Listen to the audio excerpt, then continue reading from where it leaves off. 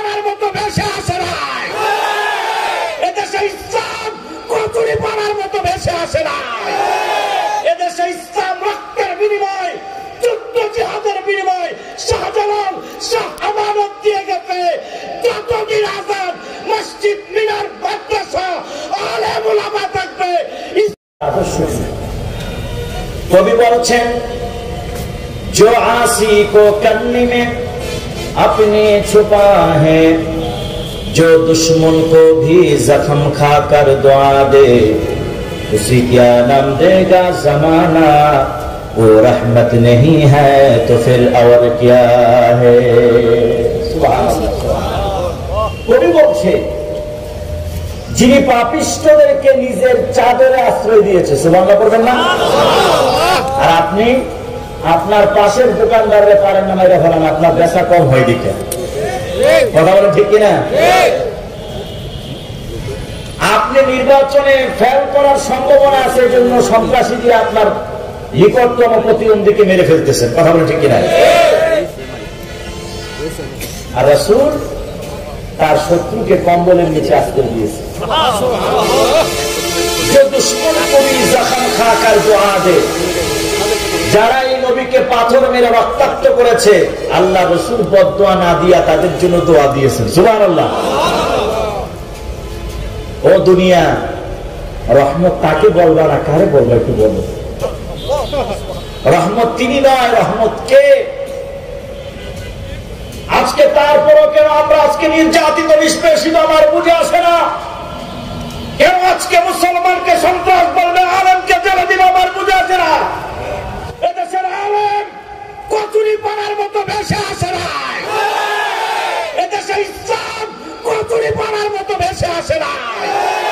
এদেশে ইসলাম রক্তের বিনিময়, যুদ্ধ জিহাদের বিনিময় শাহজালাল শাহ আমানত দিয়ে গেছে। যতদিন আজাদ মসজিদ মিনার মাদ্রাসা আলেম উলামা থাকবে, ইসলাম থাকবে, তোমরাই ধ্বংস হবে। কথা বলে ঠিক না?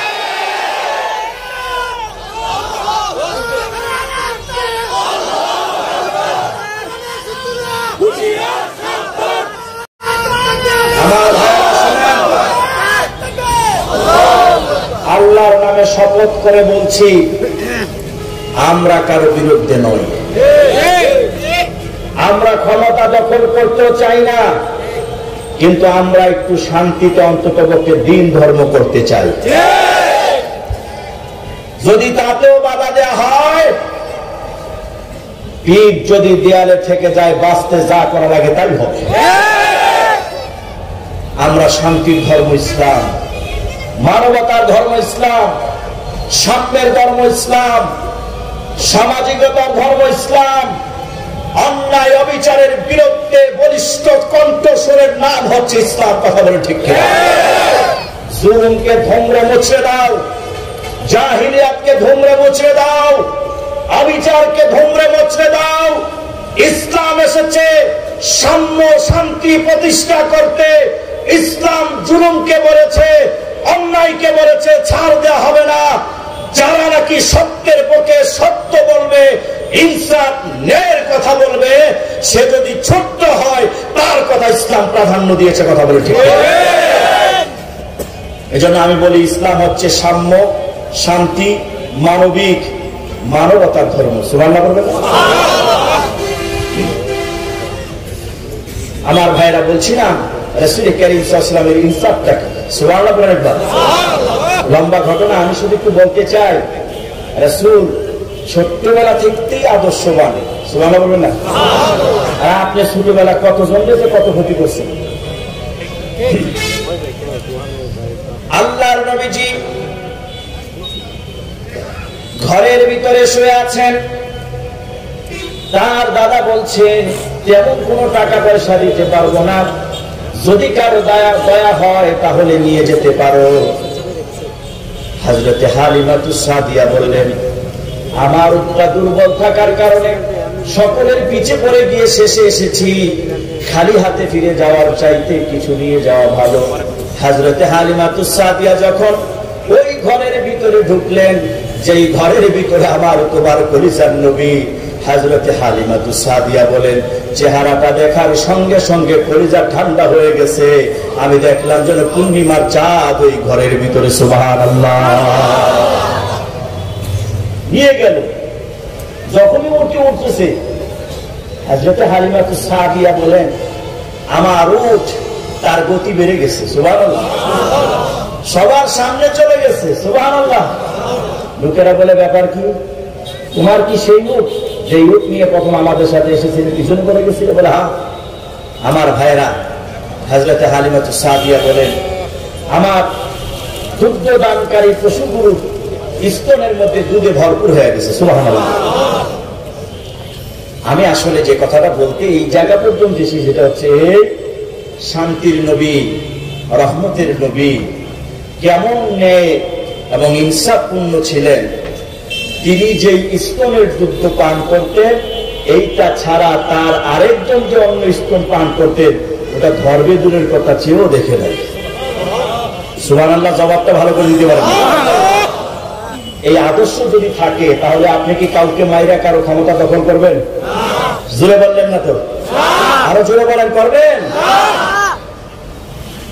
আমার ভাইয়ারা, যে আয়াতে কারিমা থেকে আমি শুরু করেছিলাম, আল্লাহ রাব্বুল আলামিন বললেন, তিনি সেই সত্তা যিনি তোমাদের কাছে হিদায়াত ও সত্য সহকারে একজন নবী পাঠিয়েছেন।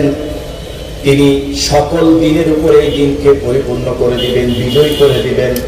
ওয়াকাফা বিল্লাহি শাহীদা। সাক্ষ্য হিসাবে পৃথিবীর কোন হুমরা সোমরা নয়, আমি আল্লাহই যথেষ্ট। চিল্লায় বলেন আল্লাহু আকবার। সাক্ষ্য হিসাবে আমি যথেষ্ট। সুবহানাল্লাহ বলবেন না? এই দিন যখন আল্লাহ নবীজি এগিয়ে নেবেন, তার পূর্বে সবাই তাকে বলে রাহমাতাল লিল আলামিন। আলামিন বিশ্বস্ত, ভদ্র, বিনয়ী, আমানতদার। যখনই আল্লাহর নবীজি সকলের সামনে ঘোষণা দিলেন, ইয়া আইয়ুহান নাসু কুলু লা ইলাহা ইল্লাল্লাহু তুফলিহুন। হে মানুষ সকল পড়ো, আল্লাহ ছাড়া কোনো উপাস্য নেই যদি সফল হতে চাও। এরপর থেকেই বিরোধ শুরু হয়ে গেছে। কথা বলেন ঠিক কিনা? এখনো সেটা আছে। হুজুর ইমামতি করেন, সমস্যা নাই, তবে সুরের কথা বলা যাবে না। আছে না নাই? হুজুর ইমামতি করেন, ভালো কথা, ঘুষের কথা বলা যাবে না। আছে না নাই? হুজুর বয়ান করবেন, করেন, কোনোভাবেই রাজনৈতিক কথা বলা যাবে না। আবার বলতেছে গণতন্ত্র মানে হচ্ছে গণমানুষের অধিকার নিয়ে কথা বলা। ও আমার ভাইয়েরা, সত্যনের কথাগুলো যদি ওই মিম্বার থেকে না আসে, কোত্থেকে আসবে? যাদেরকে টাকা দিলে আদর্শ কিনা যায়। কথা বলেন ঠিক কিনা? ওই জায়গা থেকেই কথা বলেন। পাবেন কোত্থেকে? যারা প্রকৃত অর্থে আল্লাহ এবং রাসূলকে ভয় করে কথা বলে। ঠিক কিনা? আল্লাহ রাসূল বললেন, ও মানুষ সকল, যদি সফল কাম হতে চাও তাহলে পড়ে নাও লা ইলাহা ইল্লাল্লাহ। আল্লাহ ছাড়া কোনো ইলাহ নেই।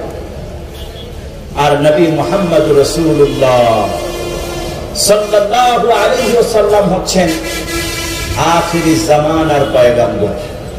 তারপরে আর কোন নবী আছে? সবাই বললেন না তো? এই ব্যাপারে একটু জুড়ে বলতে হবে। এদিকটা মনে করতেছে যে আমরা তো গাড়ি মেরে ফেঁকে গেছে, সমাজের বড় ব্যক্তি, আমরা বলবো না। রাসূলের ব্যাপারে কোন কথা আসলে একদম জোশ, পাশাপাশি হোশ নিয়ে বলতে হবে। আবার কথা শুনতে বুঝেন নাই? আল্লাহর নবী শেষ নবী। কথা বলেন ঠিক কিনা? এই তো ময়মনসিংহের মানুষ ঠিক করতে পারবেন কথা।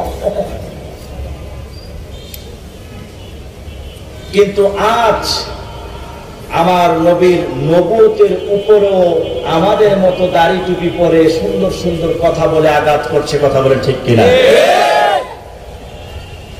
শেখুল ইসলাম আল্লামা শাহ আহমদ শফি রাহমাতুল্লাহ আলাইহি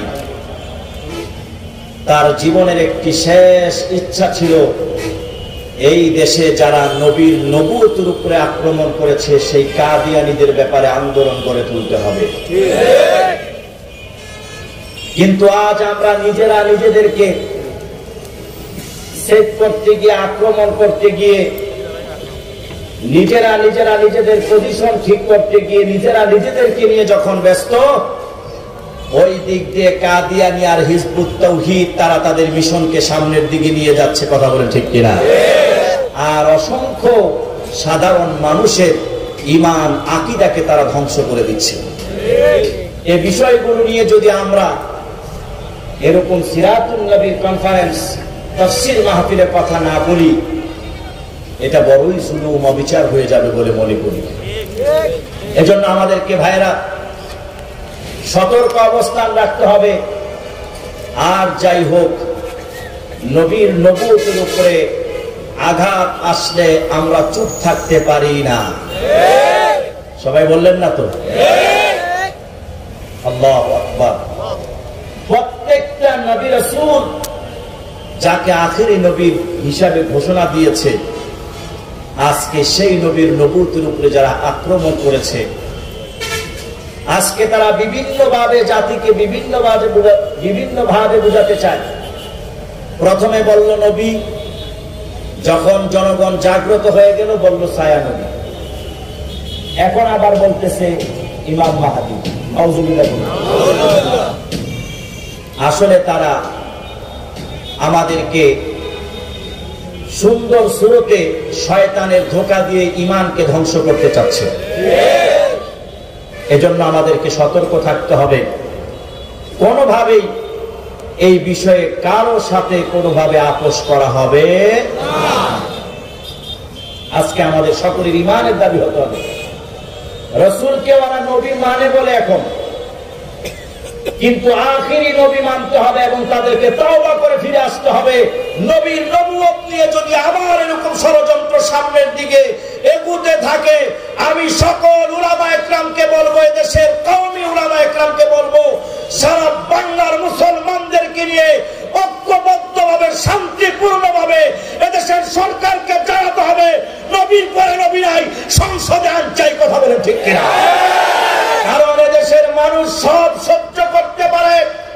আপনি আমাকে মারবেন, আমার বাবাকে, আমার মাকে বললো আমরা সহ্য করব, আমার পোশাক খুলে দিল সহ্য করব, আমার যদি এই কুটো খুলে নেওয়া হয়, আমাকে যদি ক্ষমতাচ্যুত করা হয়, আমাকে যদি এই দেশ থেকে বের করে দেওয়া হয়, তারপরে নবীর নবুয়ত দিয়ে যারা খেলবে, ওই কাদিয়ানীদের বিরুদ্ধে সংগ্রাম লড়াই চলবে। এই কথা বলে ঠিক না?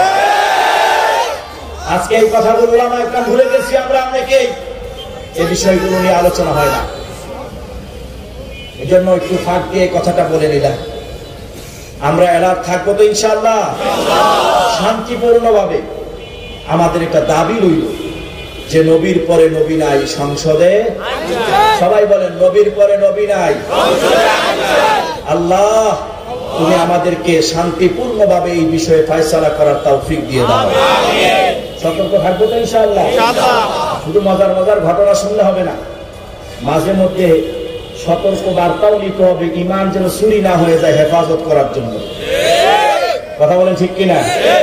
আপনি দেখবেন ডাক্তারের কাছে যখন যাবেন, ডাক্তার বলবে সকালবেলা এইটা, রাতের বেলা এইটা, 2 টাইম খাবেন। খবরদার, যে হাত কেটে গেছে হাত কিন্তু পানিতে ভিজানো যাবে না। কথা বলেন ঠিক কিনা? এখন আপনি ওষুধও খাইতেছেন, হাতও পানিতে ভিজাচ্ছেন, এই ঘা কি শুকাবে? শুকাবে না। ডাক্তার যেমন ওষুধ দিল সারার জন্য, আবার তিনি বলে